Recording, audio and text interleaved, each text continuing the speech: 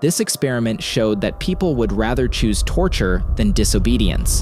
In 1963, a psychologist named Stanley Milgram wanted to understand the human behavior in the face of authority and what drives us to obey. He created an experiment and asked several people to take part. Here's how it worked. The person in the experiment sat in front of a machine with buttons. In another room, there was a student who had to remember a list of words. Every time the student made a mistake, the person was told to press a button to give them an electric shock, and each time, the shock got stronger.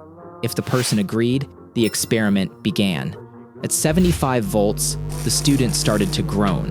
At 135 volts, he screamed. After 270 volts, he stopped answering. At that point, most participants began to hesitate.